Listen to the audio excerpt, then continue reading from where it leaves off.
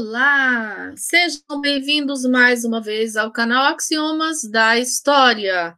E hoje o assunto é o mercantilismo. Vamos entender o que foi o mercantilismo, quando surgiu e qual é o período da história que ele se insere. O mercantilismo foi uma prática desenvolvida pelos reis absolutistas durante o período moderno, que vai do século XV ao final do século XIX. Então, fez parte da política dos reis absolutistas para controlar o comércio na época.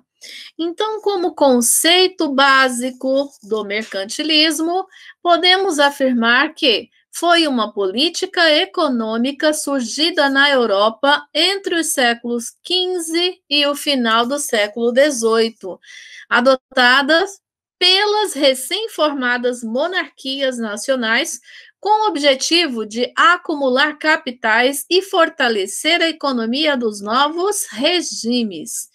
Então, este é o conceito do mercantilismo ou de mercantilismo, que, no geral, são práticas, regras criadas pelos reis absolutistas para controlar o comércio de suas metrópoles com as colônias, tanto na Ásia, na América, quanto na África.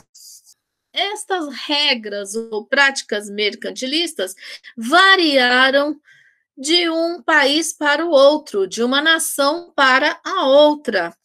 Então, alguns reis tomaram decisões mais particulares do que outros reis.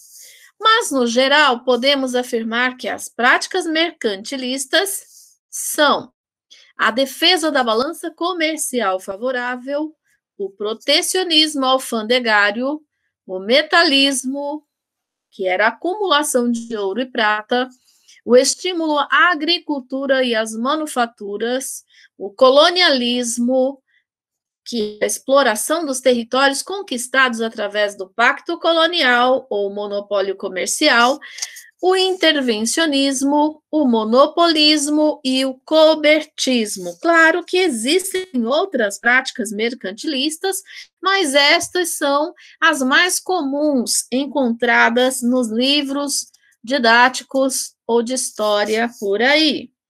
Vamos entender algumas dessas regras mais comuns. Por exemplo, o protecionismo é uma prática mercantilista que existe até os dias atuais.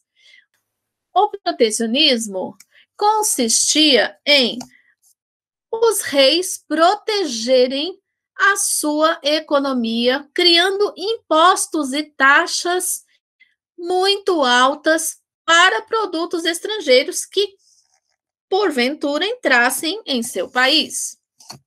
Então, essas taxas e impostos altíssimos protegiam a economia local, evitando a entrada de produtos estrangeiros. É uma regra que existe até hoje. Vários países utilizam o protecionismo, para não dizer todos. Por quê? Porque eles precisam proteger a indústria local.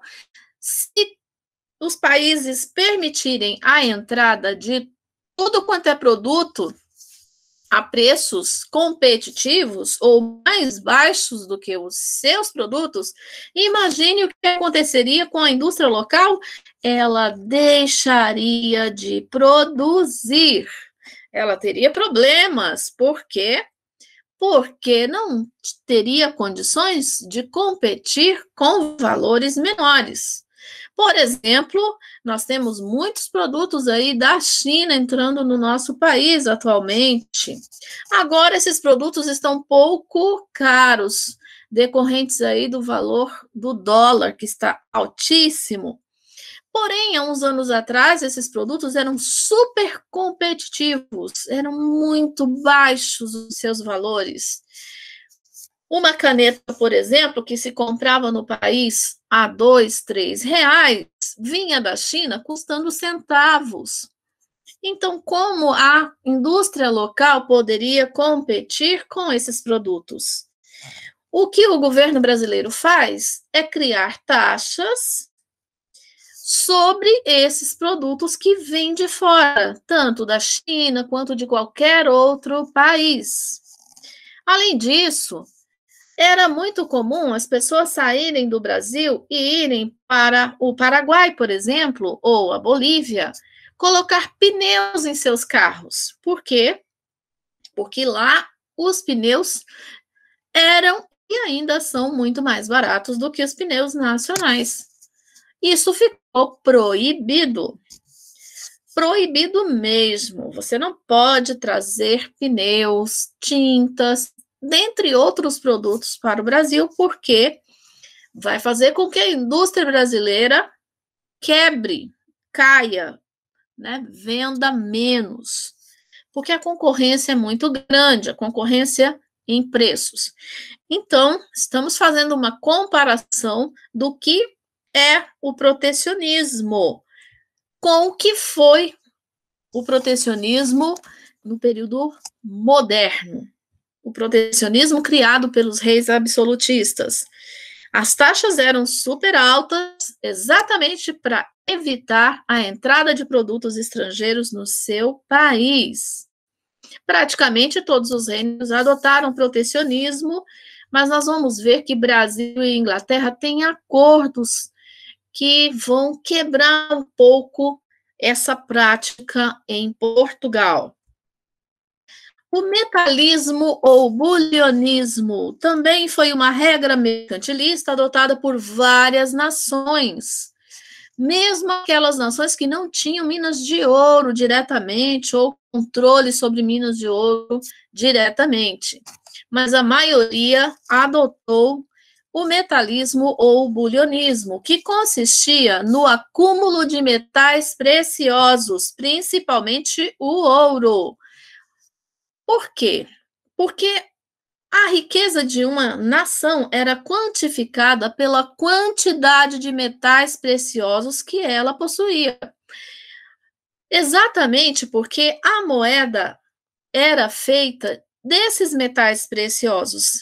Não existia ainda o dinheiro de papel, o cartão de crédito, o PayPal ou qualquer outra forma de cobrança que existe atualmente.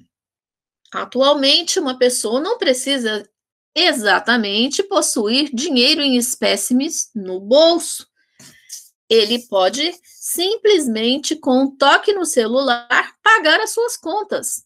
Mas na época não era bem assim, porque não existia o dinheiro de papel e nem qualquer outra forma de pagamento a não ser a moeda cunhada com ouro, principalmente, ou com a mistura dos dois, dependendo aí do país, né? Se o país fosse mais pobre, tivesse em uma condição difícil, ele logicamente ia misturar o metalzinho ali, a sua moeda, para fazer o ouro render mais.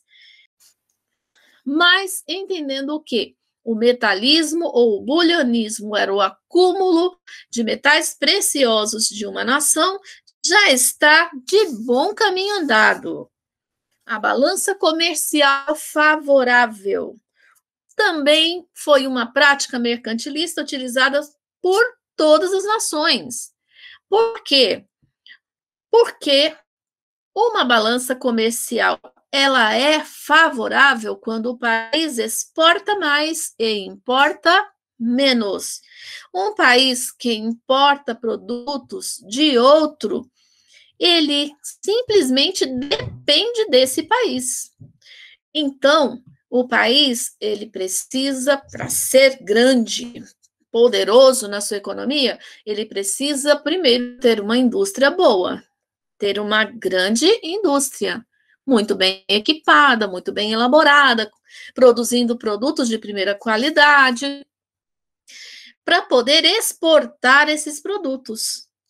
Aí sim a economia desse país vai ter uma balança comercial favorável. Vamos entender a partir da imagem que estamos colocando que na figura A, as exportações de um país foram menores do que as importações. Então, esta balança comercial sofreu um déficit, ou seja, teve um saldo negativo.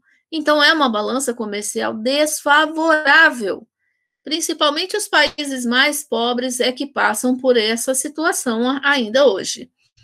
A balança comercial equilibrada é aquela que mantém o equilíbrio entre as exportações e as importações. Já a balança comercial positiva é aquela que teve um superávit. Por quê? Porque exportou mais e importou menos.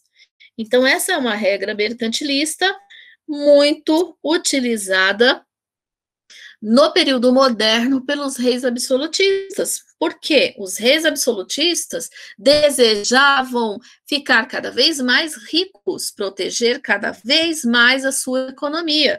E esta era uma forma de proteger a economia, vendendo mais e exportando menos.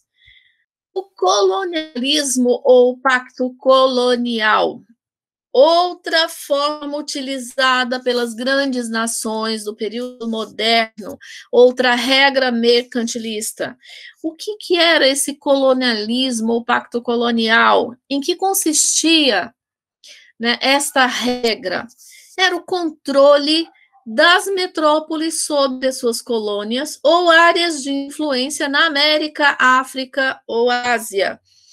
Devemos lembrar que o período que estamos trabalhando ocorrem as navegações marítimas, a descoberta, entre aspas, né, o encontro de terras novas, territórios desconhecidos e completamente dominado, povoado por outros povos também desconhecidos. Então, o que os europeus fazem é colonizar essas terras, dominar estas terras, comandar completamente estas terras e as pessoas que ali viviam. Trouxeram muitas desgraças, muitas pessoas foram dizimadas, muitos povos dizimados, e o controle, tanto comercial, econômico, territorial, quanto religioso, ocorreu nesses lugares citados, América, África e Ásia. Faremos um vídeo especificamente sobre a chegada dos europeus nestas regiões. Mas o que devemos entender é que o colonialismo foi o controle que as metrópoles, né, as áreas colonizadoras, fizeram em relação às áreas colonizadas, em todos os sentidos da palavra. Funcionava assim: as metrópoles asseguravam de forma exclusiva o abastecimento das colônias, fornecendo produtos manufaturados e mão de obra escrava, sempre com preços muito altos, porque ninguém é trouxa. Por outro lado, garantiam a apropriação de toda a produção colonial, sempre a preços baixos, comprando barato e vendendo caríssimo no mercado europeu os produtos que eram da colônia, eram provenientes da colônia. A colônia sempre fornecia mais matérias-primas e produtos tropicais. E essa matéria-prima era levada para a Europa e lá transformada em produtos. Esses produtos voltavam para as colônias muito caro, porque as metrópoles proibiam as colônias de industrializar determinados artigos. Então, o controle era muito rígido em todos os sentidos. As metrópoles, além de vender o que ela queria ao preço que ela queria para as colônias, ela também cobrava impostos, taxas ou tributos, muitas vezes caríssimos, das suas colônias. Aí ficava difícil, né? Essa situação ficou sendo assim até o século XIX, quando as colônias enchem os pacovais, já não aguentam mais e dão um pontapé bem naquele lugar das metrópoles. E declaram as suas independências, mas até o século XIX elas sofreram amargamente nas mãos das suas metrópoles. Isso é assunto para um outro encontro. Aí a gente tem nessas imagens o rei de Portugal, com o Brasil preso numa gaiola, acorrentado, né? E isso vai ficando assim até o século XIX. 1808, quando a família real portuguesa vem para o Brasil, aí muda um pouquinho a condição do Brasil. Também é assunto para um outro vídeo. Mas no esquema, a gente percebe direitinho como é que funcionava o sistema colonial mercantilista. De um lado, temos a metrópole, que produzia os artigos manufaturados. A indústria naquele período era manufatureira, quer dizer, tudo feito à mão.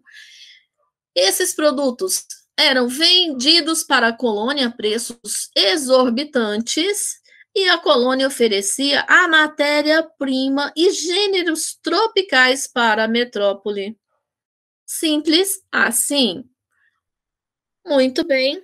A gente nem vai entrar no mérito da questão da exploração da terra, exploração em todos os sentidos, e das pessoas. Por exemplo, no Brasil e na América, os indígenas sofreram muito, tiveram que trabalhar como escravos ou num sistema compulsório de trabalho, ou ainda tiveram que se tornar súditos das coroas portuguesa e espanhola ao molde cristão.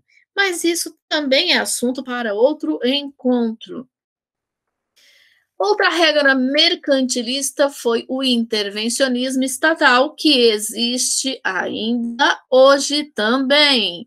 Consistia na interferência do Estado em assuntos de exportações, importações e impostos cobrados sobre produtos importados, produção de manufaturas e exploração colonial. Ou seja, o Estado interferia em tudo, todas as questões relacionadas ao comércio sofriam interferência do Estado. Era o Estado que regulamentava tudo. Claro, porque o maior interessado nas riquezas comerciais, nas riquezas advindas do comércio, era o Estado. Então, ele interferia em tudo. Hoje em dia, as indústrias, as lojas, os comerciantes, eles têm liberdade de fazer o que quiserem, desde que obedeçam às leis estabelecidas para o mercado. Então, de certa forma, o Estado ainda interfere aqui ou acolá na economia. O monopolismo. Monopólio já está dizendo o significado por si só. Mono, um só. Polismo é o controle que a pessoa tem, o Estado tem, sobre determinado objeto. No caso, o comércio. Então, o monopolismo era o controle que os governos absolutistas desenvolveram estabelecendo monopólios, ou seja, controle único sobre as atividades mercantis e manufatureiras, tanto na metrópole quanto nas colônias. O governo lá de Portugal, por exemplo, comandava tudo o que acontecia aqui no Brasil, através de seus funcionários, de seus homens de confiança, através do militarismo imposto, enfim, tudo era controlado pelas metrópoles, Portugal, Espanha, Inglaterra, França, enfim. Funcionava assim. Ficava a cargo do Estado fazer concessões comerciais à burguesia, que, em troca de impostos e pagamentos, passavam a ter o direito de comércio exclusivo. O Estado concedia à burguesia, através das companhias de comércio, o direito de explorar o comércio de pessoas escravizadas, a venda de produtos manufaturados e agrícolas, dentre outros produtos. Por exemplo, quando os portugueses encontram ouro no Brasil, o rei de Portugal vai fazer a concessão da exploração das minas de ouro e de diamantes, e assim por diante. Conforme vão surgindo novos meios de ganhos econômicos, novos meios de produção econômica, as metrópoles iam fazendo as concessões. Geralmente, essas concessões eram feitas aos burgueses, porque os burgueses tinham uma tradição comercial, é uma classe, digamos assim, que se envolvia diretamente no comércio. E as companhias de comércio eram grandes empresas, da qual haviam muitos sócios, incluindo os próprios reis, e que exploravam, recebiam o direito de explorar determinado artigo, determinado produto em determinados locais. Muitas empresas, muitas companhias de comércio eram poderosíssimas, tinha até o seu próprio exército particular ou apoio militar dos reis para garantir a sua atuação em determinados locais. Por outro lado, a burguesia, favorecida pela concessão exclusiva, comprava pelo preço baixo dos colonos, né? Tudo aquilo que os colonos ou nativos vendiam, comprava por um preço muito baixo e revendia na Europa por um preço altíssimo. Então, de certa forma, os reis ganhavam com isso, concediam à burguesia o direito de exploração, porém a burguesia, além de pagar impostos sobre os produtos explorados, ela também fazia esse controle do comércio, comprando barato e vendendo mais caro e ajudando, de certa forma, a controlar os nativos. Assim, quem ganhava era a burguesia, os reis e as nações, que iam ficando cada vez mais poderosas. O colbertismo foi uma prática mercantilista criada pela França, mas utilizada por vários outros países, principalmente Portugal.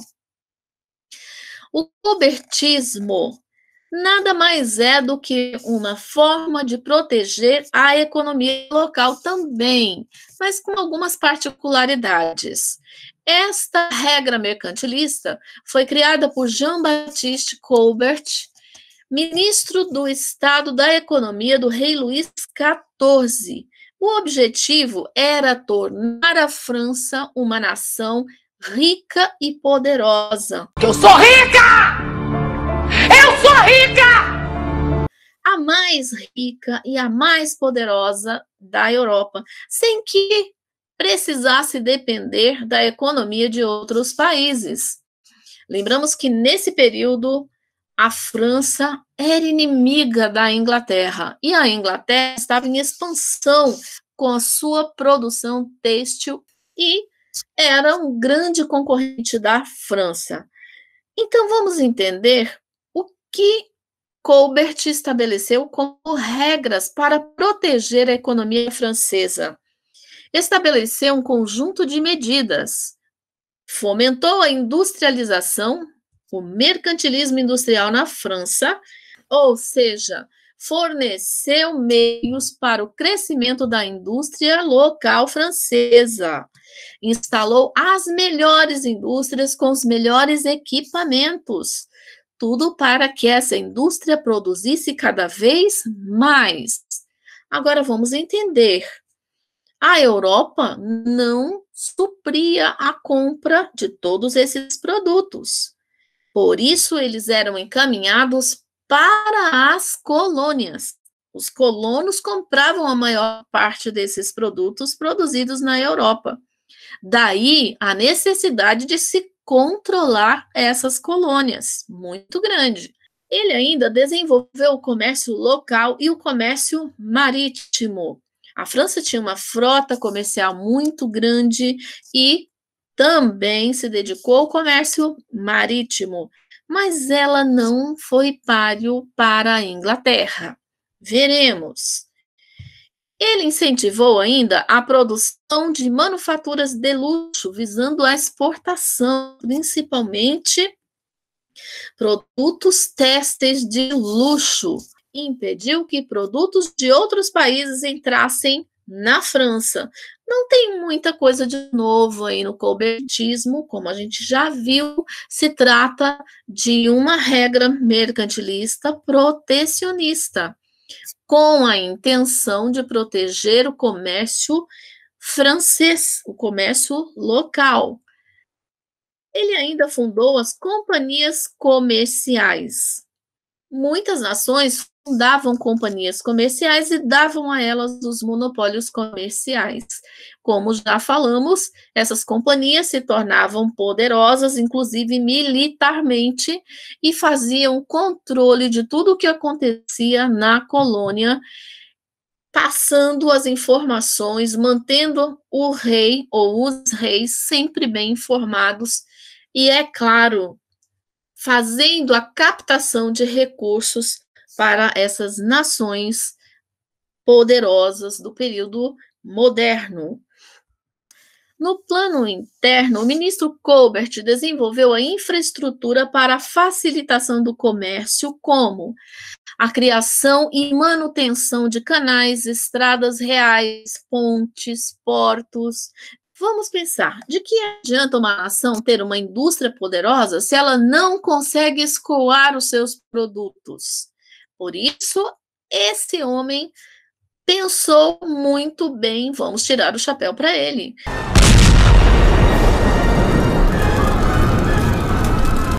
Era preciso desenvolver as estradas, era preciso construir pontes para ligar essas estradas, era preciso construir portos e melhorar os portos que já existiam, era preciso investir numa frota naval poderosa para transportar esses produtos. Uma nação inteligente pensa de forma inteligente. Ele também mandou plantar uma floresta muito grande, a Floresta de Landes, para servir à construção naval, construiu estradas e caminhos e mandou arrumar os já existentes, como já falamos, construiu o canal de Languedoc, unindo o Mediterrâneo com o Atlântico. Aí sim, unindo o Mediterrâneo com o Oceano Atlântico, essa foi uma jogada de mestre, o que poupava muito tempo para que a mercadoria saísse da Europa em direção às colônias. Defendeu a expansão mercantil e colonial francesa, a fim de que as colônias e o comércio externo ajudassem a manter a balança comercial positiva. Isso quer dizer que a França produzia seus artigos e obrigava as colônias a comprarem. Não só a França, como todas as nações praticamente faziam isso. Defendeu o acúmulo de ouro e metais preciosos nos cofres nacionais, apesar de que a França não tinha minas de ouro, né, nas suas colônias, como a Espanha e Portugal depois, né, encontraram ouro nas Minas Gerais. A Espanha, desde quando ela chegou na América, ela já teve contato com o ouro dos moradores locais, né, que a gente chama de indígenas. Portugal encontra ouro no século XVIII, mas a França, uma das formas de conseguir ouro era a mesma que a Inglaterra fazia. Vou contar para vocês, mas não contem para ninguém essa fofoca. Mentira. Me perdoa, padre. Perdoa nada, pode contar esse babado agora. Os reis da França e da Inglaterra chegaram até a financiar a pirataria. Ah, sim, os piratas roubavam ouro espanhol, principalmente os ingleses, porque os ingleses eram aliados dos portugueses e inimigos da Espanha. Então, eles atacavam os navios espanhóis e a França atacava os navios portugueses. Era uma forma de conseguir ouro. Pavimentou e iluminou Paris. Olha só que interessante. O Colbert tratou de embelezar a cidade de Paris para que ela se tornasse um destaque no mundo europeu e também fosse uma referência fora da Europa. Então, ele mandou iluminar as ruas, as praças, mandou criar os portais triunfais de Saint-Denis, Saint-Martin, mandou fazer a colunata do Louvre, ou do Louvre, e os jardins das Tulherias, dentre outras modernidades acrescentadas e melhoradas na cidade de Paris. Para Colbert, a riqueza de um país estava na quantidade de ouro que o país conseguisse fazer entrar em seus cofres. Assim, as exportações deveriam aumentar e as importações diminuir, porque uma outra forma de conseguir ouro era vendendo os produtos manufaturados. Lembra que a moeda na época era cunhada com ouro, esse metal valiosíssimo e disputadíssimo pelas nações. Agora vamos ver o mercantilismo nas principais nações. Em algumas delas, porque não trabalhamos todas aqui, deixamos a cargo do aluno para pesquisar outras nações do período que também utilizavam regras mercantilistas para fomentar a sua economia. Então, vamos ver o mercantilismo em Portugal no século XVII. Foi um período particular de aplicação de medidas econômicas mercantilista sob o reinado de D. Pedro II de Portugal. Epa, peraí. Não vamos confundir esse D. Pedro II de Portugal com o nosso D. Pedro II do Brasil. O nosso D. Pedro II era filho do D. Pedro I, neto de D. João VI. Esse D. Pedro II de Portugal, estamos falando, é do século XVII e era filho de D. João IV. Para ser mais precisa, o quinto filho de D. João IV, e era conhecido como o Pacífico. Ele tinha um ministro chamado Dom Luís de Menezes, que tomou algumas medidas, algumas atitudes para recuperar a economia de Portugal. Dom Luís de Menezes foi o terceiro conde da Ericeia. Vamos entender o contexto em que se encontrava Portugal. Portugal passava por uma crise econômica gravíssima, além de ter sofrido um terremoto terrível que trouxe graves consequências em todos os sentidos. Também passava por uma crise econômica muito severa. Por quê? Devido a vários fatores. A reconstrução de Portugal devido a esse terremoto, despesas com a Guerra da Restauração, que foi uma guerra de 20 e tantos anos entre Portugal e Espanha, por N motivos que não vamos tratar aqui. O declínio do comércio açucareiro do Brasil, devido à concorrência do açúcar antilhano, esse período é um pouquinho após, uns anos após a União Ibérica, que foi a união entre Portugal e Espanha, que trouxe vários prejuízos para Portugal. O período da União Ibérica também foi o período em que os holandeses invadiram o Brasil e levaram do Brasil mudas de cana-de-açúcar para as Antilhas e começaram a produzir a cana-de-açúcar nas Antilhas, e aí a consequência para Portugal foi desastrosa, porque o açúcar português já não competia mais com o açúcar holandês produzido nas Antilhas. Outro fator foi a baixa dos produtos portugueses no mercado internacional, especialmente o vinho e o sal. E aí nós vamos ter um acordo entre Portugal e Inglaterra, tratando especificamente da venda do vinho português para aquele país. O vinho e o sal português eram os seus melhores produtos vendidos no mercado europeu e fora do mercado europeu. Lembramos que Portugal não tinha uma indústria desenvolvida nesse período. É o ministro Dom Luís de Menezes que vai investir na industrialização de Portugal para que ela competisse com as indústrias de outras nações. A dependência das manufaturas estrangeiras, inglesas, né, por causa desse detalhe de não ter uma industrialização bem desenvolvida, Portugal tinha poucas indústrias. Quais foram as medidas adotadas, então, pelo então ministro Menezes? A criação da Lei Pragmática, de 1677, que foi a proibição do uso de produtos de luxo importados, ou seja, só se podiam comprar peças de luxo se fosse de Portugal, peças nacionais. Mas como? Portugal não tinha uma indústria que competisse à risca com produtos importados. A sua indústria, além de ser em número menor, não conseguia produzir artigos muito bem feitos. Então, não eram de boa qualidade. Ele também introduziu a indústria manufatureira, ou seja, o aumento das indústrias manufatureiras em Portugal, concedeu créditos para a instalação de manufaturas e até para aquelas que já existiam, para que elas aumentassem e melhorassem a sua produção.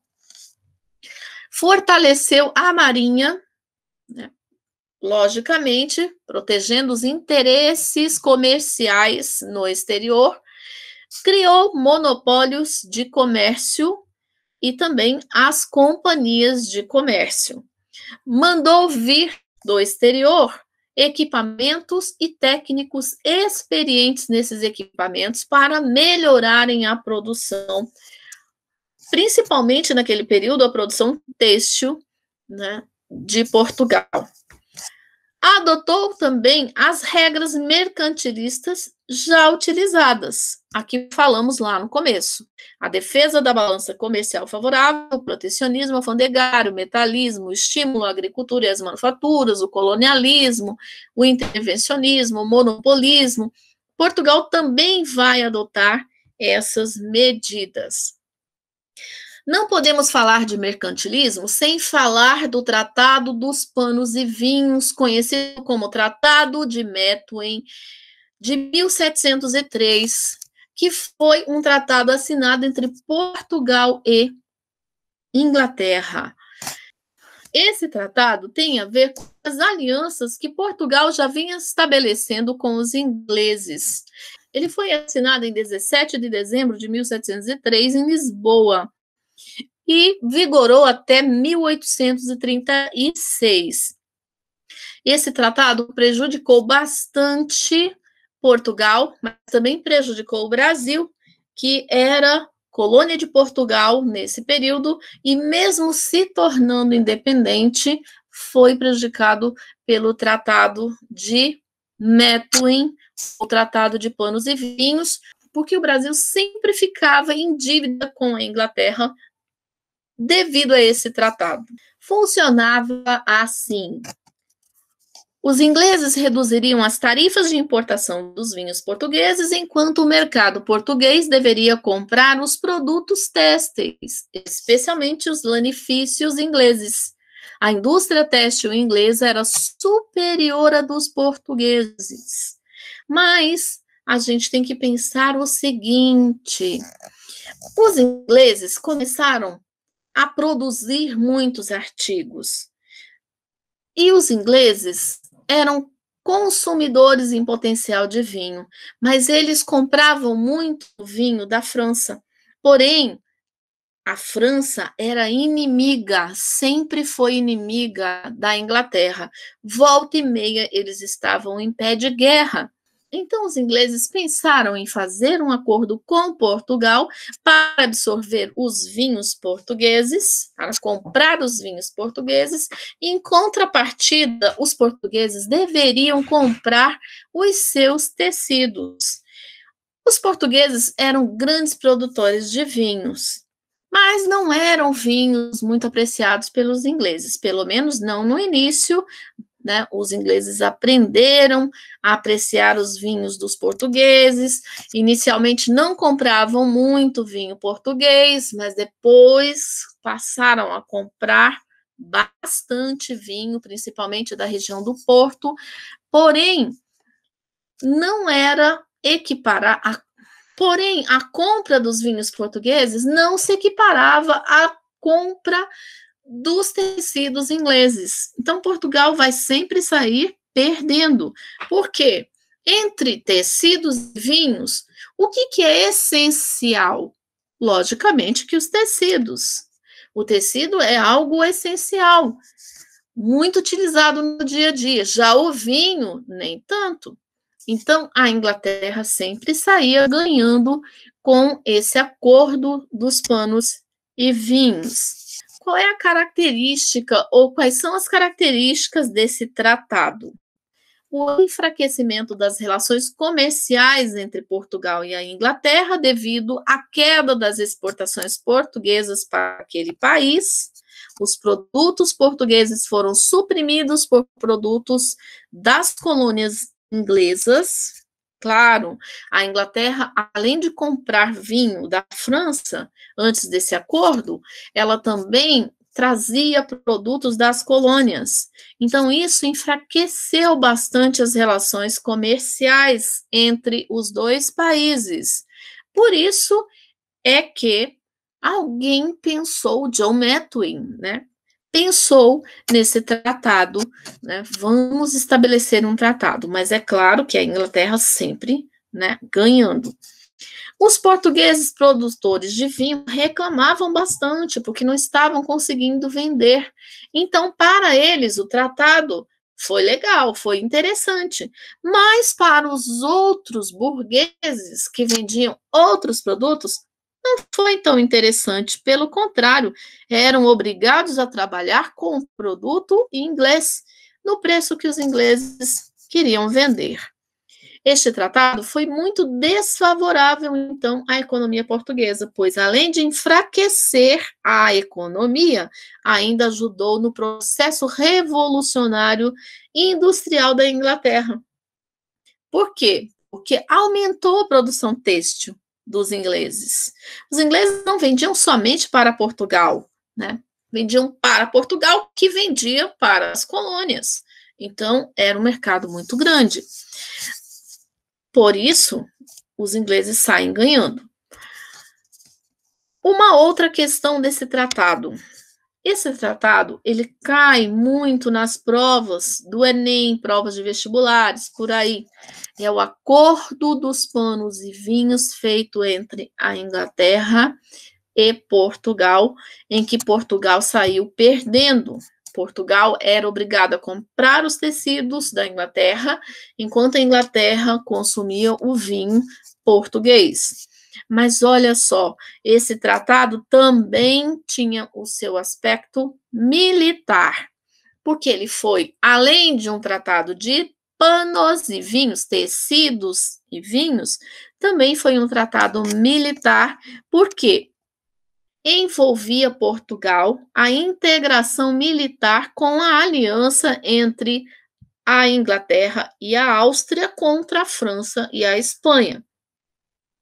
Nesse momento, nós temos ali vários conflitos na Europa, conflitos territoriais, conflitos por vários motivos, né, entre França, Inglaterra, Espanha e Portugal. Então, foi feito esse acordo. Portugal deveria entrar nessa aliança militar ao lado da Inglaterra e da Áustria contra a França e a Espanha. O mercantilismo inglês. Vamos ver quais são as principais características do mercantilismo inglês. Eles investiram também numa poderosa frota naval que navegava grandes distâncias a fim de se conseguir mercadoria barata e também de vender os seus produtos. Então, eles chegaram até a China, até o Japão, chegaram até a Índia, em vários locais. Acumularam grandes lucros com a realização de fretes marítimos, e muitas vezes esses fretes, eles tinham regras rígidas, leis rígidas, que determinavam, né, que produtos estrangeiros deveriam navegar, deveriam ser exportados, transportados através dos navios ingleses.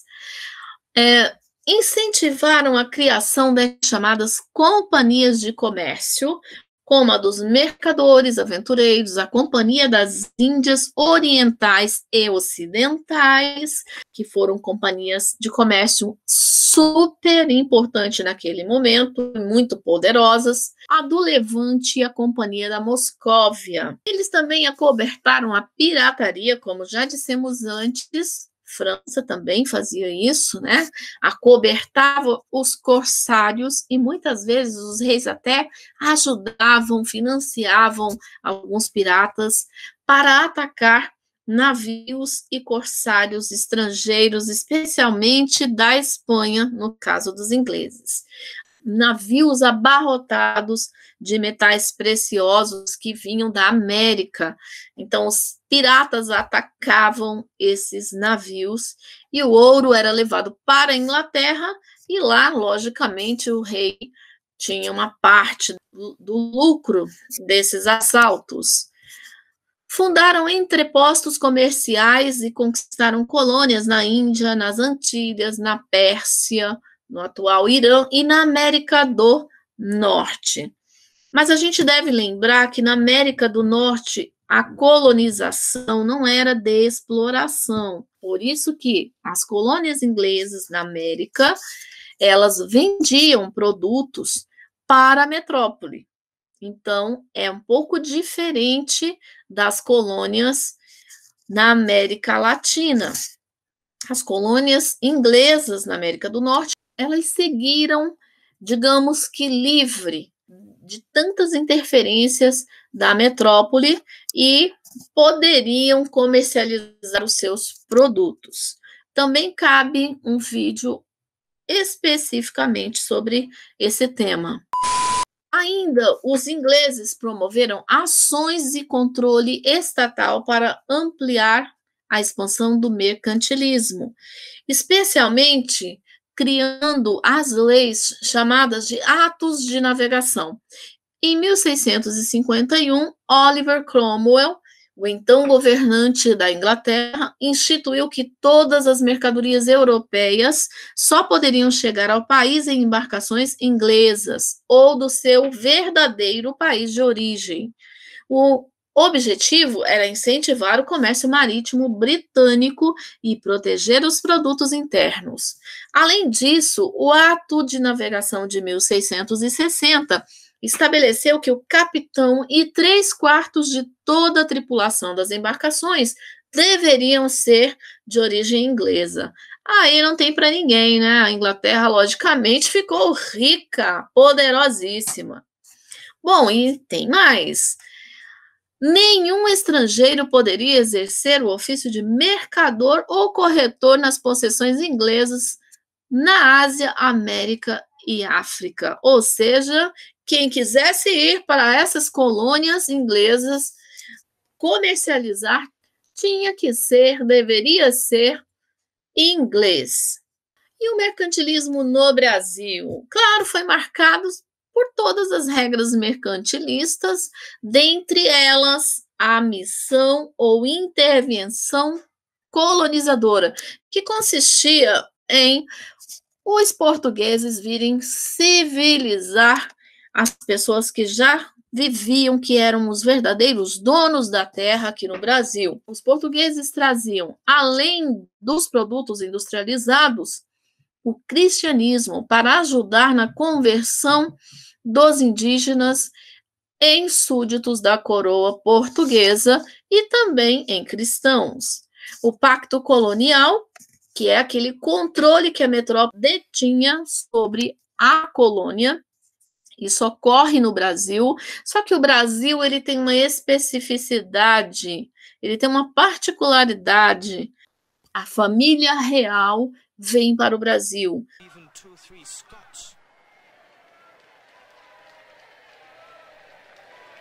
Juntamente com a sua corte e passa a viver no Brasil. Então, é um outro assunto que nós poderemos falar em um outro momento. O metalismo também é uma grande característica do mercantilismo no Brasil, por quê? Portugal é salvo da sua condição de crise comercial quando no Brasil se encontram ouro no século XVIII. E aí, então, os portugueses vão acumular metais preciosos. Claro que eles levam muito ouro do Brasil, porém, eles deviam muito também para a Inglaterra, e grande parte do ouro levado aqui do Brasil fica com a Inglaterra, especialmente por causa do Tratado de Methuen e de outros acordos que o Brasil vai fazendo, vai estabelecendo com a Inglaterra, inclusive a própria vinda da família real para o Brasil, que recebe escolta dos ingleses, e é claro, os ingleses cobram isso depois. A independência do Brasil também é, em parte, comprada com libras esterlinas e pagas com grande parte do ouro retirado aqui do Brasil. Outra característica é o exclusivismo metropolitano, quer dizer que a metrópole tem exclusividade sobre o comércio e sobre a matéria-prima aqui na colônia, no Brasil. Balança comercial favorável, o protecionismo, enfim, tudo aquilo que já vimos.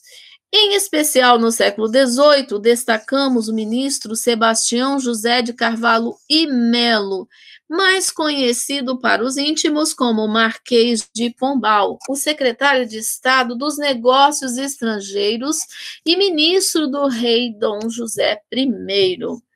Esse Marquês de Pombal tomou medidas para fazer com que a economia de Portugal se desenvolvesse mais ainda e Portugal saísse da crise.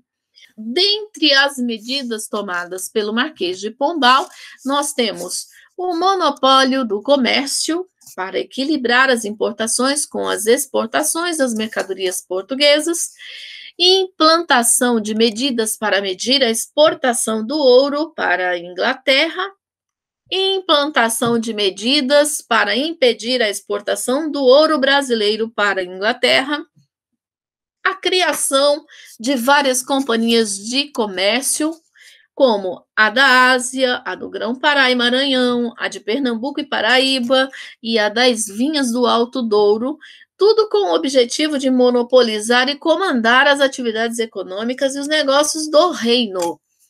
Expulsou os jesuítas do Brasil. Por quê?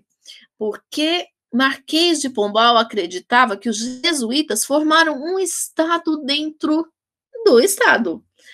Como assim, professora? Acontece que os jesuítas vieram com os portugueses desde o início da colonização para ajudar na catequização dos índios e na transformação desses indígenas em súditos do rei. Porém, os jesuítas tinham uma relação tão grande com os indígenas, não é uma relação amistosa, vamos deixar bem claro. Porém, os jesuítas criaram grandes aldeamentos indígenas e passaram a controlar esses indígenas, inclusive ensinando o trabalho como a agropecuária e a agricultura. E, claro, os jesuítas ganhavam muito dinheiro com esses aldeamentos. Assim, o Marquês de Pombal entendeu que a riqueza dos jesuítas era uma ameaça ao poder do rei.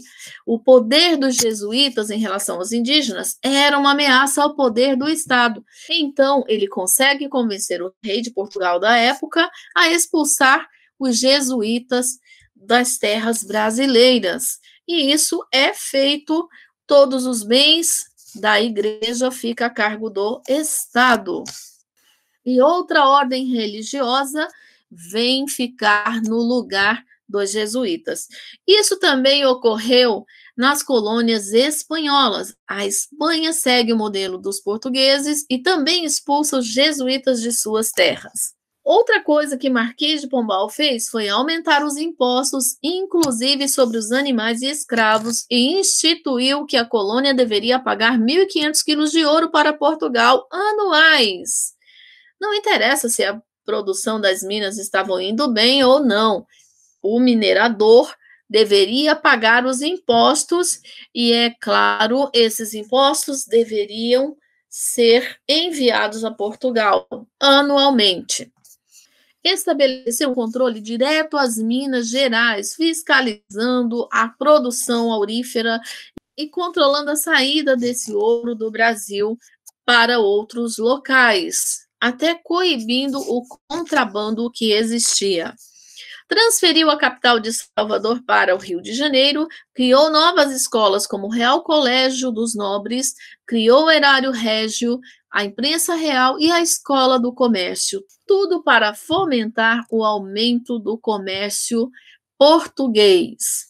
E assim terminamos nossa aula de hoje sobre o mercantilismo, desejando que vocês, alunos, se interessem mais pelo tema, pesquisem e leiam mais sobre o assunto, pois o que fizemos foi um apanhado geral sobre as questões mais importantes relacionadas ao mercantilismo. E desde já pedimos a vocês que deixem seu like, compartilhe o nosso canal com quem você quiser e puder, até com seus inimigos, porque assim as pessoas vão tendo conhecimento sobre os fatos históricos mais importantes que relacionam as nossas vidas. Muito obrigada e fiquem bem!